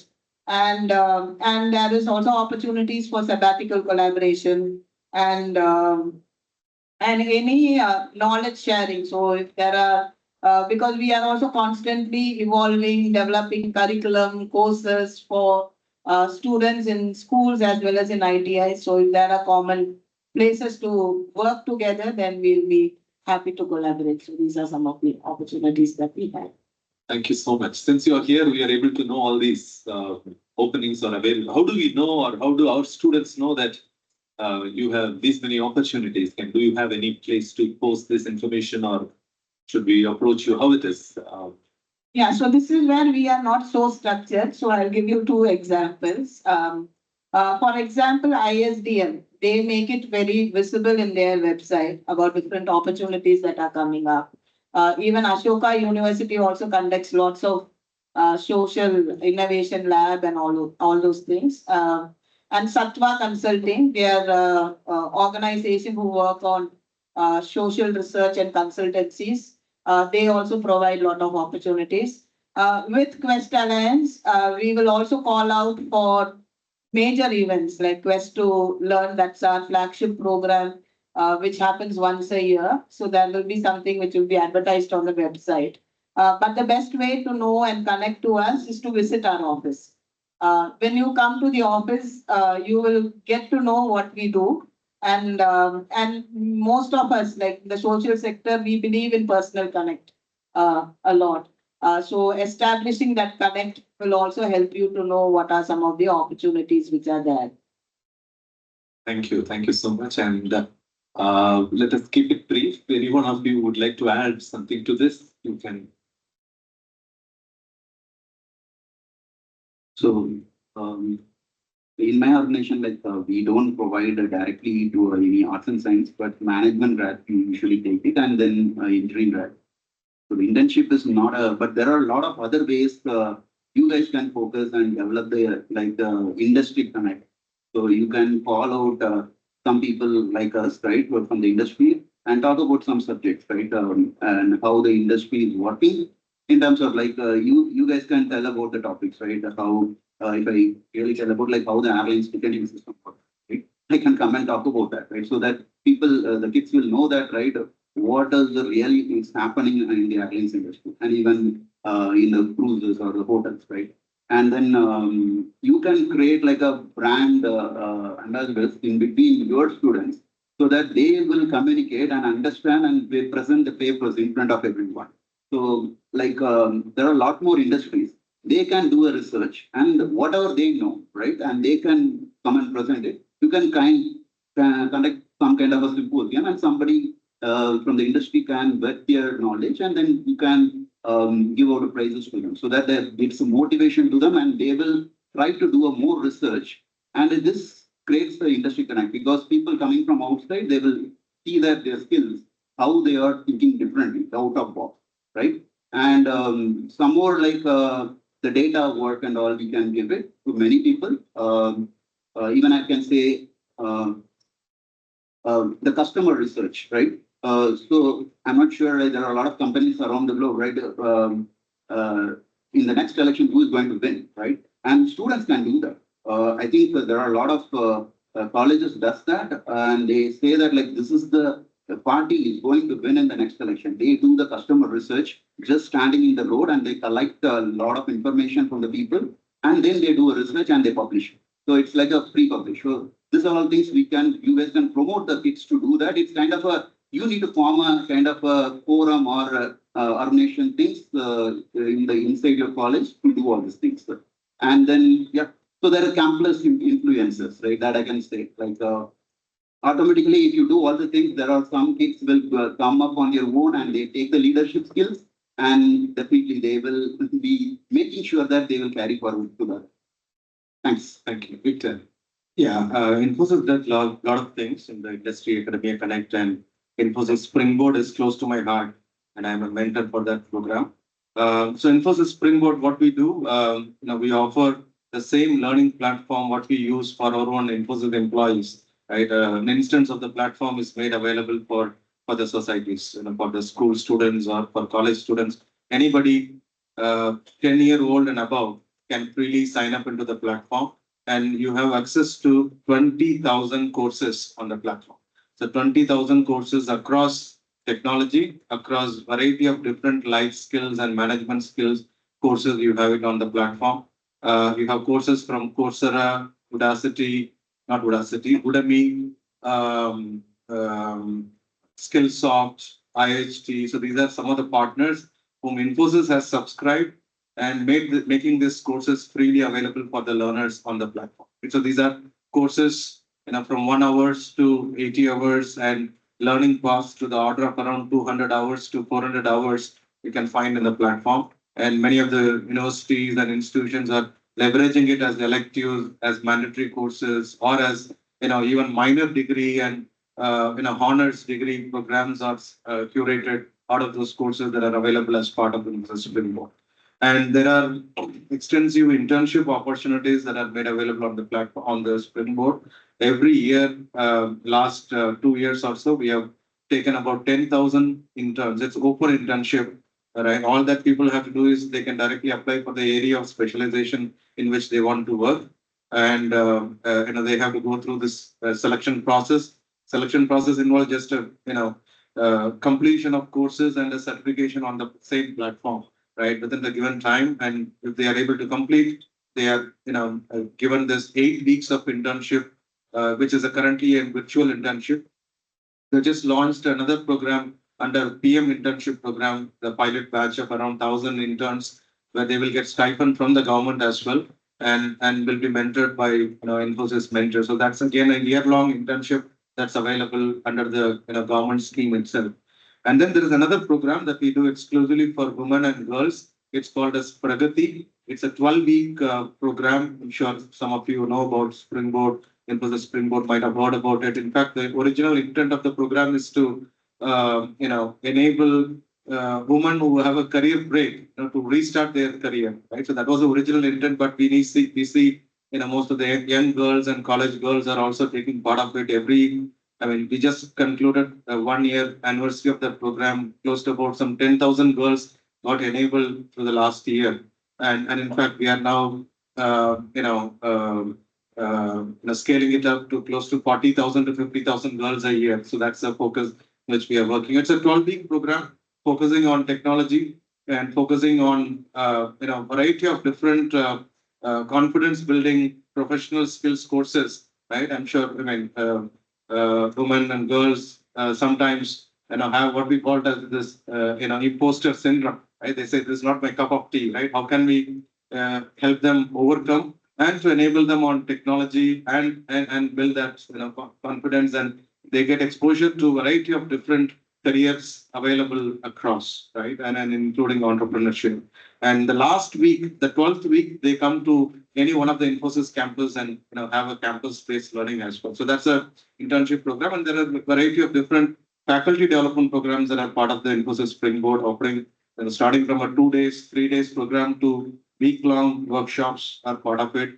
If any of the institution is part of it, registered with a SPOC, they keep getting those communications and asking for nominations. In fact, I think Jyoti Nivas, Rajesh was was a SPOC, and we have been doing a lot of initiatives around it. So, and then there are maker labs and so on, which are part of maker lab on wheels and maker labs for school and so on, which are part of this Infosys Springboard. So, we do a lot of things through Infosys Springboard. It's a completely CSR, and there are certification programs and learning paths which anybody can benefit from through the. I'll just add one point. One of the things that great students, especially in our country, are greatly lacking is life skills. It's not so much about industry experience. If you have an opportunity, please urge your students to earn, how much ever small it is. It can be by designing a website. It can be by volunteering, like how Sylvia has spoken about. It can be by maybe working in a restaurant. It can be by helping someone in need. In fact, there are several opportunities. There are several websites which offers freelance skills to students. It can be by comparing. It can be by being managing a particular event. It can be by managing the back office or something. There are things that commerce students can do, economics students can do research, psychology students can do counseling. So they need to do something, even if it is not related to their curriculum. Really simply doesn't matter. They will get an idea that earning something is not an easy. Living a life is not an easy thing. It does not come naturally. It does not come by default. You're not entitled to get that just by getting a graduation or a post graduation. So this is one trait that students of today really need to understand. Anyway, they are on this phone 24 hours, right? So all that they need to do is browse for the right websites, look up for the right information, sign up for something. We have an enriched experience by doing that. That would make a lot of difference to their career and overall to their lives as well. Thank you. Thank you so much. Your sense, the awareness of the current generation is so great. I know all of us have teenagers at home, so we know how our students are. Now the floor is open for questions. The online participants can post your questions on the chat window, and some of us can help to read. And also, if people who are in this auditorium have questions, kindly raise your hand so that you will get the mic. You can ask the panelists about your questions. Thank you.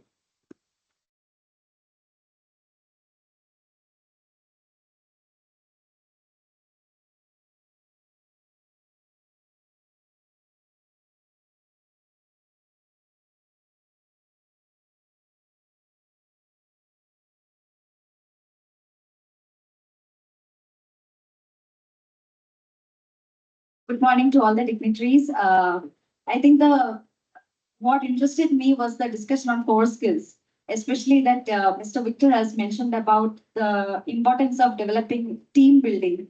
I think that is one of the challenges that we teachers also face in academia, especially when we give group assignments or group tasks. Students love individual assignments, trust me. So they will, I think it is visible in the scores as well. They score more well when given individual assignments, but when given group tasks, there'll be a lot of ranting, there'll be a lot of complaints. Even after completing a group task, they'll be like, ma'am, so and so people didn't participated, they were not really supportive. So students are not really liking this group activity or group task. If something like a rapport building or something that happens, even that also students are not like, really, I don't want to talk to that person, something like that. So that attitude of group sensitivity is lacking. So how can we motivate the students to be more engaging in group tasks or group assignments? Or is there any alternative methods other than group assignments to engage them in more group activities so that we can equip them with more of group skills in their professional level? Thank you.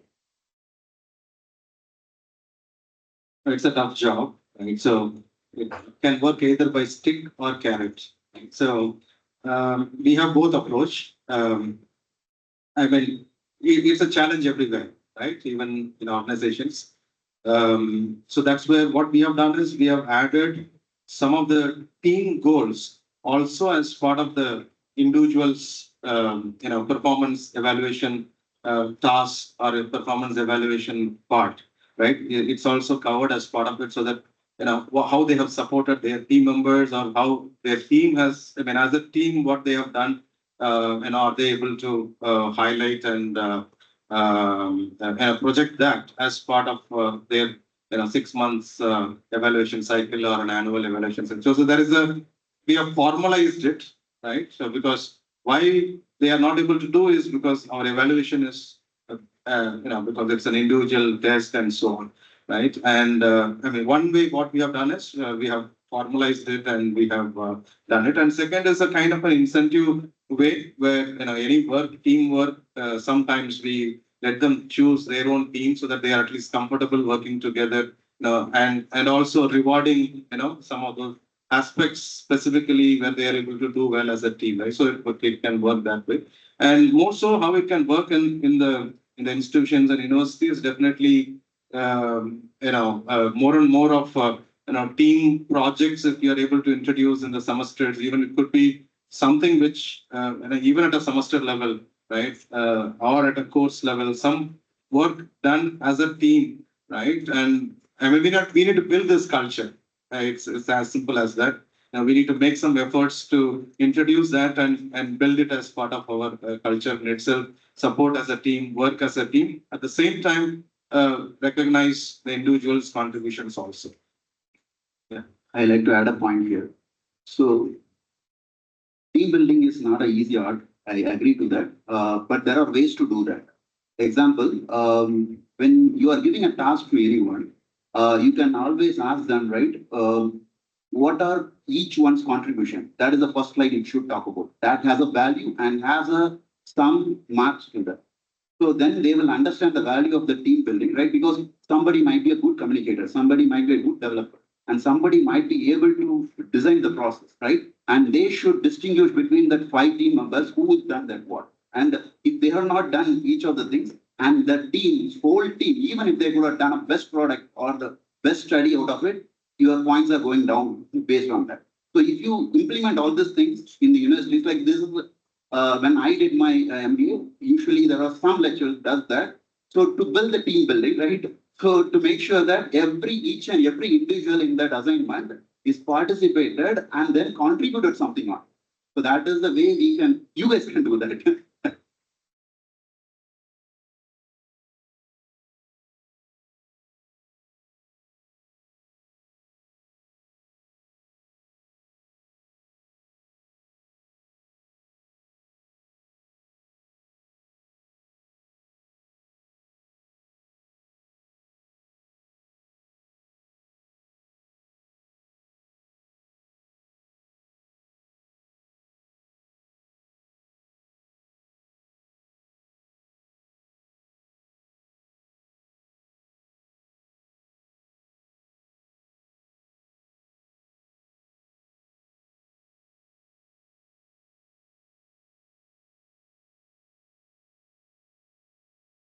Good morning.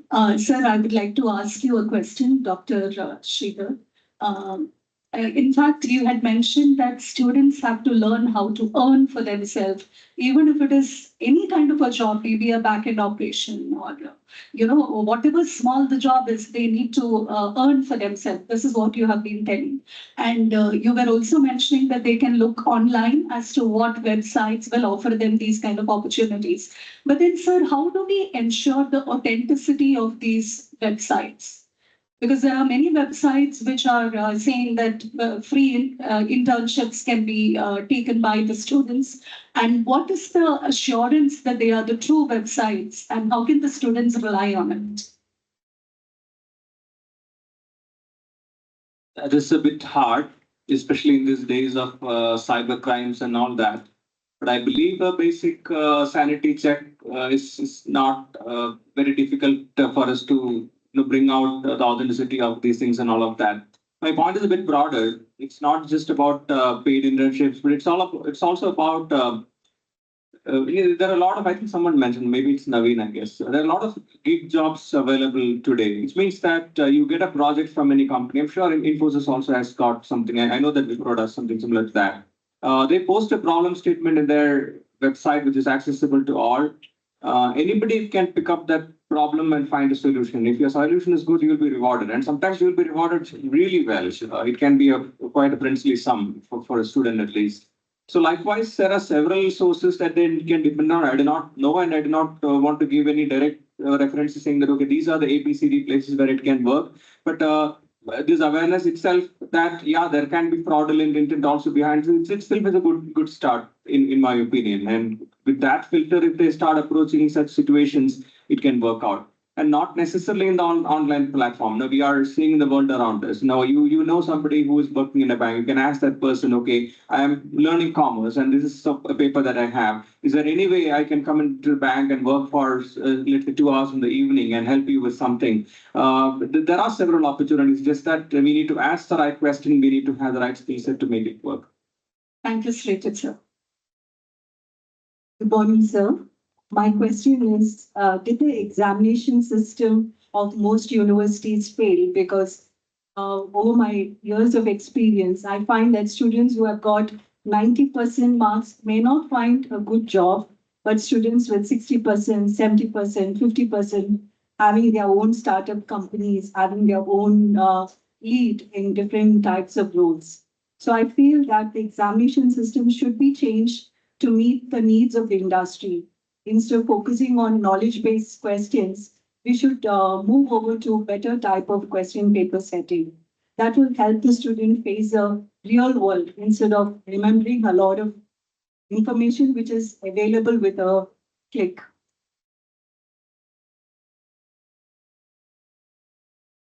Take a shot. I don't think we can generalize that, we need to change the entire assessment because, over the years, hundreds or decades of years, I think that is something which is working well. And because, we are a company where we need to do things at scale, so some of these things is a measure, right? So, and which is working to a large extent, and maybe it has to it has to continue, and some fine tuning in terms of to go into the specifics, right? Instead of completely memory based questions, can we switch to something which is contextual, right? Which is applied in nature, right? So if we are able to change aspects at the same time keeping things scalable is very important. At the same time, we also need to ensure the sanctity of the assessments as well, right? So all these things are important. That's where I want to say we cannot generalize it where it is not working or working and things, but it is working. And some of these tweaks will help to make it more and more meaningful and more close to identifying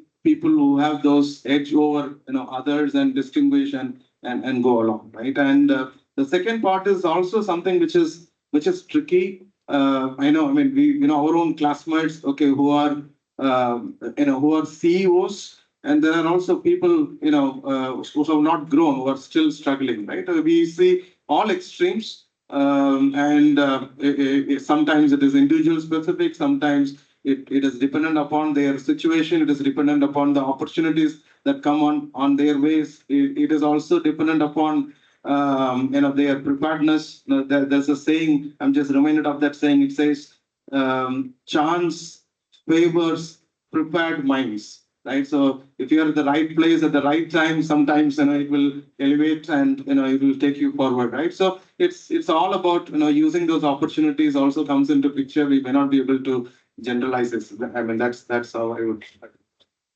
Thank you, Victor. So basically, exams is not the only thing to decide, but there are some subjects exams are definitely required, right? But otherwise, what is the point of teaching it, right? So there are some cases like commerce students and all. There is a use cases can be added as a part of the examination, so that like you can evaluate. So they know that like what they study, they can apply on that use case, and then it can be evaluated. So they know that. But as Victor mentioned that like. It's like somebody wants to be a CEO or somebody wants to do a daily other job. That doesn't mean that it's a success, right? It depends upon the individual, right? If everybody like who are scored 90%, he might like to work on a daily office work, right? That is his choice. And that doesn't mean that like he's successful or not successful. That is also the kids should know that, right? Success doesn't mean that like he becomes the CEO of a company, right? I joined in airlines industry. I like that industry and joined. Otherwise, I could have gone into another industry, which the pay scale is much more for other skills. What do I do in the analytics side? Thank you. Sir, I just have a question. So since we are weak academicians and we are also not sure in helping the students as to what kind of job that the students can look for in companies like Infosys and other great companies. So I just want to know, is there any platform or is it happening that, the companies, the representatives, the experts coming to the colleges, institutions and probably giving an idea as to what kind of, jobs that the students can take up based on the interest, not as interns going to the company or going for an industrial visit. Is there any platform where the students during their curriculum visit along with the teacher, faculty from the college, visit and just understand what is happening, and then they can connect their interest with the kind of job that they are looking for?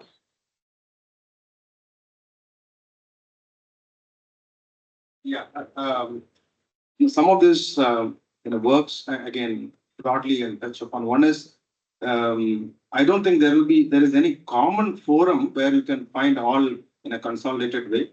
That's where the individual connects. That's where the placement officers or the industrial relations officers in the institute will play that job to connect with the industries, to get those experts and help to get it. And at the same time, there are many of these industry forums. For example, I'm just quoting. I'm part of the talent and HR council of NASCOM. So some of those industry forums also brings together industries and then connect some of the industry academia events. So those are also places where the placement officers or the the industrial relations persons can become part of it to get to know and then bring those information and pass it on to the faculty and students within the institutions, right? So that's one way.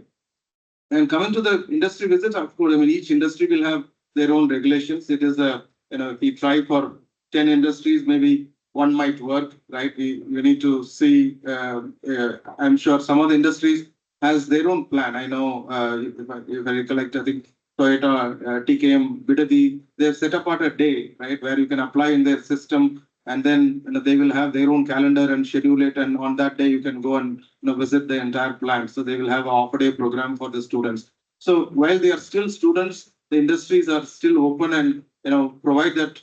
Don't hesitate to provide that opportunity to go and visit and see the shop floor and actions that are happening. It works depending upon the industry's facilities. In fact, Infosys, we had a program called as Spark, through which we used to have everybody. They can apply for it, and Saturday we'll have volunteers who will be just supporting this school visits and college visits and so on. So, but multiple things, be it the security concerns and pandemic, etc. The things have slowed down, but that's also something coming back with Infosys Springboard. So each industry will have its own processes to encourage it, and it's that's a hard task for definitely the placement officers to reach out and get whatever is possible.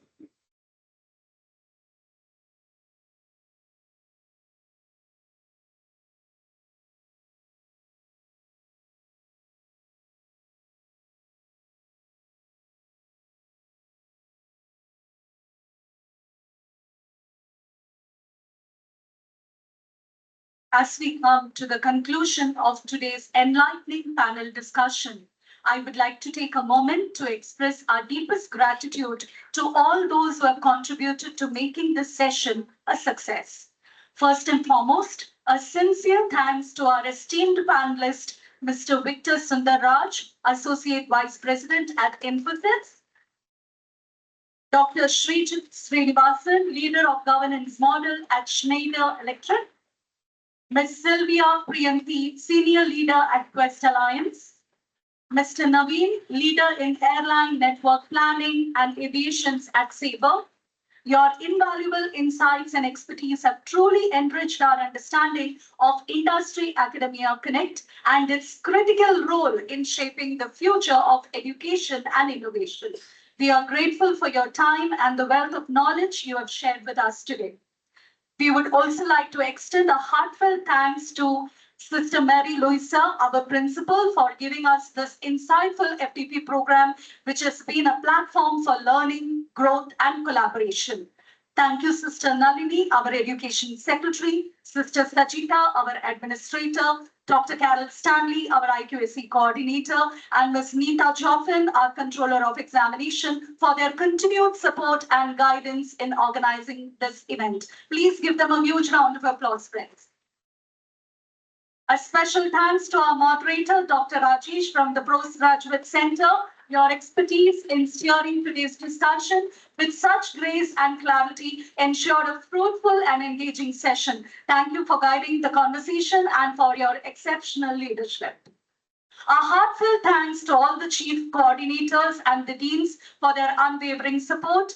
We would also like to extend our sincere gratitude to the core committee of the FDP program for their meticulous planning, coordination, and hard work behind the success. Your dedication has been instrumental in ensuring the smooth execution of this event, and we truly appreciate your collective efforts. A heartfelt thanks to all the faculty members and the participants, both offline and online, for your enthusiastic and active participation throughout this program. Your engagement, insightful contributions, and commitment to learning have truly made this FDP impactful and enriching. A special thanks to Mr. Praveen, Mr. Basil, and Mr. Richard for their invaluable technical support throughout this program. Your expertise and assistance have played a crucial role in ensuring the seamless execution of this event. Thank you to all the non-teaching staff who have helped us in the smooth conduct of this FTP program. Once again, thanks to each one of you all for being a part of this enriching experience. Have a great day ahead and continue to stay inspired. Thank you.